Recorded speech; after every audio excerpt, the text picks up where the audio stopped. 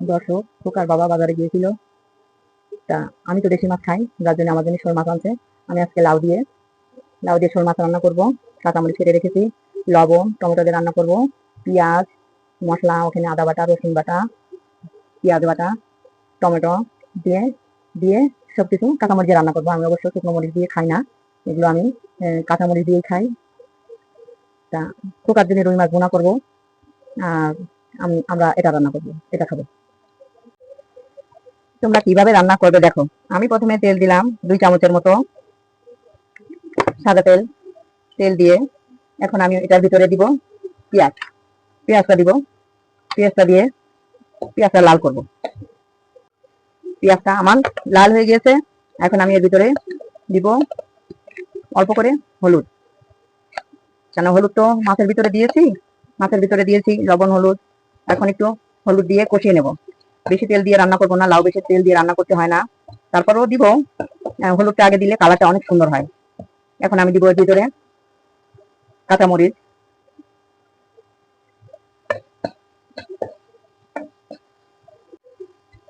এখন দিব লবণ, রসুন, হালকা একটু আদা না দিলেই হয়, কাদা মাছ, পেঁয়াজ 1 চামচের মতো পেঁয়াজ দিলাম। এখন এটাকে কষাবো। মশলাটাকে সুন্দর মতো ভালোভাবে কষতে হবে, না কষালে তরকারি মজা হয় না।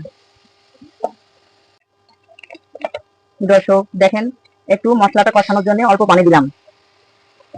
হযরত মুহাম্মদ মুস্তাফা সাল্লাল্লাহু আলাইহি সাল্লাম, আমার প্রিয় নবী, আমার প্রাণের নবী, এই লাউ তরকারি অনেক পছন্দ করতেন। এত পছন্দ করতেন, তিনি বলেছেন যে লাউ তরকারি যদি কেউ একদিন খায়, তার 6 মাসের ভিতরে তার পেটে কোনো সমস্যা হয় না। তো এই শীতের দিনে লাউয়ের তরকারি খুবই মজা, খুবই টেস্টি। তাই এই শীতের সময় লাউটা একটু খাওয়া পড়ে বেশি। দর্শক দেখলে হয়তো বলবেন এই মহিলা শুধু খালি লাউ খায়। কিন্তু লাউটা একটু খাই, আমাদের শরীরেরও সমস্যা আছে এবং শরীরটাও সুস্থ থাকে, ভালো থাকে, পেট ঠান্ডা থাকে। এখন আমার মাছ কষানো হয়ে গেছে, মশলা কষানো হয়ে গেছে। এখন আমি মাছ দিয়ে দিলাম। মাছটা দিয়ে কষাবো। মাছটাকে মাঝখানে ফেলে দিয়েছি, কেন মাছটা আমরা আস্তে রান্না করি না, মাছটা কেটে কেটে। দর্শক এখন দিয়ে দিব টমেটোর ভিতরে। টমেটো দিয়ে একটু কষিয়ে নেব।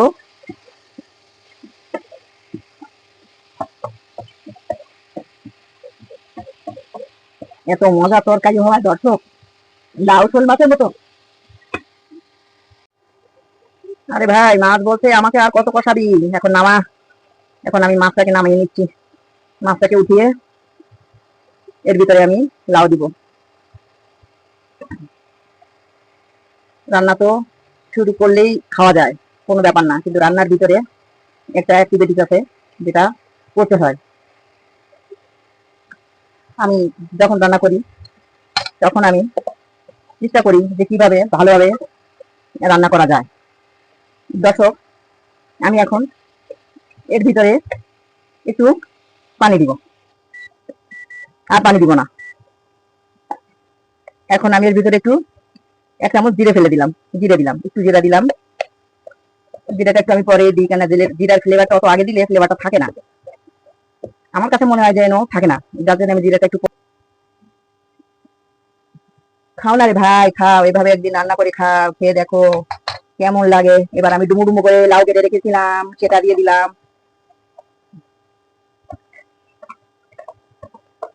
লাউটা দিয়ে একটু নাড়াচাড়া দিয়ে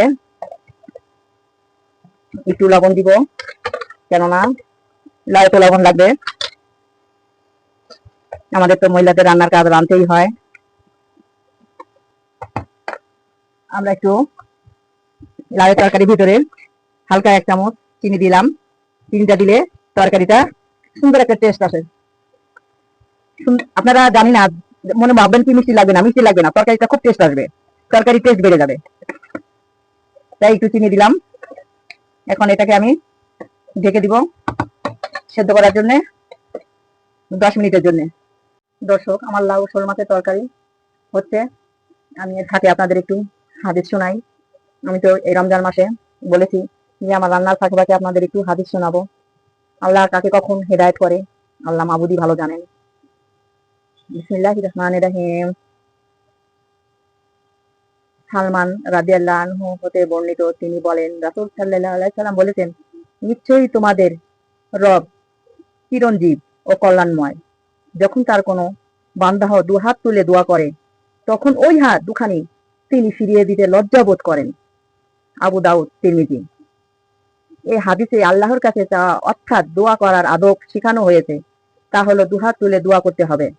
রাসূল সাল্লাল্লাহু আলাইহি সাল্লাম ফরজ নামাজে সালাম ফেরানোর পর বসে বিভিন্ন দোয়া ও তাজবি পড়তেন, কিন্তু তার হাত তুলে দোয়া করতেন না। এরপর বাসায় গিয়ে সুন্নত নফল পড়তেন। ফরজ নামাজের পর রাসূল সাল্লাল্লাহু আলাইহি সাল্লাম দুহাত তুলে দোয়া করতেন না। এই প্রচারণার কারণে দোয়া করা অনেকেই কমে গেছিল, বিশেষ করে যুবকেরা দোয়া করা ছেড়েই দিয়েছিল। অথচ আল্লাহ বলেছেন, কোনো বান্দা যখন আমাকে ডাকে, তখন আমি তার ডাকে সাড়া দেই। আল্লাহর কাছে দোয়া করলে আল্লাহ খুবই খুশি হন। সুতরাং আমাদের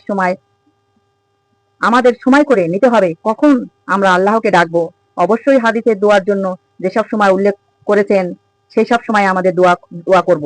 এছাড়া আমরা পরস্পরকে উৎসাহিত করি যেন সুন্নত ও নফল নামাজের পর আমরা আমাদের জন্য ভুল হয়েছে দর্শক, নামাজের পর আমরা আমাদের জন্য, পিতামাতা, সন্তানাদি, স্বামী স্ত্রীর জন্য, দিন প্রতিষ্ঠার জন্য, শহীদদের জন্য এবং বিশ্বের মুসলমানের জন্য দুহাত তুললে আল্লাহর কাছে দোয়া করি। কারণ অন্য এক হাদিসে জানা যায় যে আল্লাহর কাছে না চাইলে তিনি রাগ করেন। তাই আল্লাহর কাছে চাইতে হবে। না চাইলেই দর্শক দেখেন, বাচ্চা যদি না কাঁদে তাহলে মাই তাই দুধ দেয় না। তাই আল্লাহর কাছে চাইতে হবে, আমাদেরকে পানা চাইতে হবে।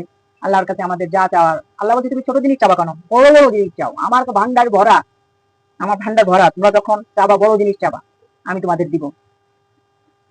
তাই আল্লাহ আমাদেরকে হিদায়াত করুন। আপনারাও ভালো থাকুন। আমার তরকারিতে এখন দেখেন কত পানি গলে গেছে, অনেক পানি বেরোয়েছে। এখন আমি মাছ দিয়ে দিলাম। মাছটা দিয়ে দিলে তরকারির সাথে মজে যাবে, তরকারিটা টেস্ট হবে। আর আমার মজা ছাড়া কোনো কথা নাই, আমার তরকারি মজা না হলে হয় না। তাই মাছটা দিয়ে যখন আপনি ভেঙে চুড়ে রান্না করবেন তরকারিটা, তখন মানে এই ঝোল তরকারিটা দিয়ে তখন ভাত খেতে অনেক মজা লাগবে, অনেক টেস্ট লাগবে। আমি কিন্তু আর পানি দিব না, এই পানিতেই আমি নামিয়ে নেব। আমি ঢেকে দিয়েছিলাম, এখন এটা দিয়ে আর একটু ঢেকে দিব। দর্শক, নতুন দর্শক হলে তো আজকে জানবেন, আর পুরনো দর্শক হলে সে জানেন যে আমি ঝোল তরকারিতে বেরেস্তা ভাজা দিই, মানে পেঁয়াজ ভাজা, জিরে ভাজা। নতুন আমি সবসময় উল্লেখ করে বলি, কেন অনেকে হয়তো নতুন দেখে সে জানে না যে কি দিল। তাই আমার তরকারি হয়ে আসছে, একটু হওয়ার আগে আমি তো ঝোল আর দিব না, মাখামাখাই রাখবো। কেন লাউ তরকারি মেখে নিলেই ঝোল হয়ে যাবে। আর লাউটা দেখেন কেমন মাখো বলে গেছে, একদম মাখনের মতো, মোমের মতো বলে গেছে, কি সুন্দর। আমার তরকারিতে কালার পাবেন না, কেন আমি শুকনো মরিচ তো দিয়েছি শুকনো মরিচ না, কাঁচামরিচ দিয়ে তরকারি খাই আমি। শুধু মাংস রান্না করলে আর ছেলের জন্য মাছ বোনা করলে তখন শুকনো মরিচ দিই, তাই ছাড়া দিই না। দর্শক দেখুন, আমার তরকারি একদম মাছ ভেঙে গুঁড়ো গুঁড়ো করে দিয়েছি, তরকারিও মাখন মাখন হয়ে গিয়েছে। আমার তরকারির কালারটাও সুন্দর আসছে। হয়তো লাল হয়নি, শুকনো মরিচ দেয়নি সেই জন্য, কিন্তু খেতে খুব স্বাদ হবে। না রান্না করে খেয়ে দেখেন,